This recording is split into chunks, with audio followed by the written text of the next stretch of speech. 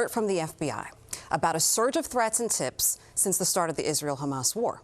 Get this. More than 1,800 tips so far since October 7th. The agency now running down more than 100 investigations tied to the conflict in some way. And it sounds like the biggest concern, those lone wolves, the small groups taking action with little to no notice, which is incredibly challenging. Yeah. ABC's investigative correspondent, senior investigative correspondent, Katersky. And first of all, thanks for being here. Good to see you guys. You know, we know that ABC has this exclusive interview with Deputy Attorney General Lisa Monaco, and a lot of the information we're learning from this. But, you know, I'm curious when we say that, is it that officials are more concerned in today's world, specifically today, about these lone wolves, these small groups, versus the established terror groups planning a larger plan? Well, the threat has evolved, hasn't it? And it isn't just that Al-Qaeda could pull off another 9/11. That's not what authorities are worried about at this point.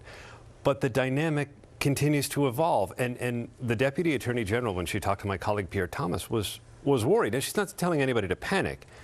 But the threat stream that's coming in is really, there's a lot of it. Yeah. 1,800 tips since October 7th. Thankfully, much of that turns out to be nonsense.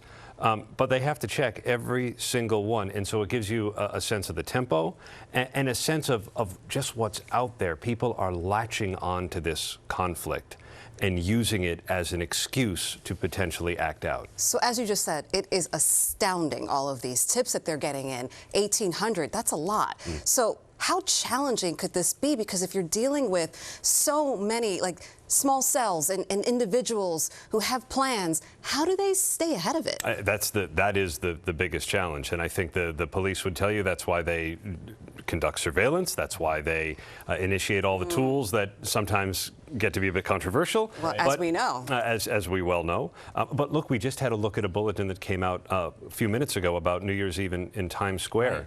Right. And it says that although there's no specific threat, as there never is, anything can happen at any time because it's such a high-profile event. It gets a ton of people, and it gets a lot of coverage on TV.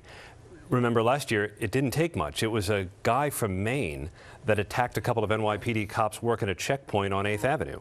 And that's the kind of thing that they're talking about here. It doesn't have to be large-scale, like a 9/11 or something spectacular to do the job. But events like New Year's Eve, there's always heightened awareness, right? Yes. But it feels different this time around.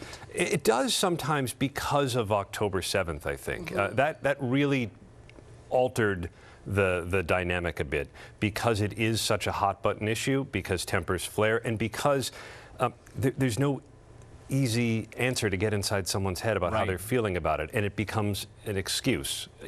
People latch on. If this were some other kind of crisis, they'd latch on to something else. It could be like a George Floyd protest, that too. Anything that becomes a cause and that has a response and that pits two sides against one another, it's true. It becomes ripe for people to do something violent. And I think you hit it on the head. It is impossible to fight an idea with the current conventional ways we've been doing that. And then also, when you look at even some of the conflicts that came out of the protests that have been happening since the war started so many emotions on October 7th. right now. So it's such a charged environment. So we know there's going to be much more with this interview coming up on this week on Sunday, and then you'll have a lot of reporting throughout the day on ABC News.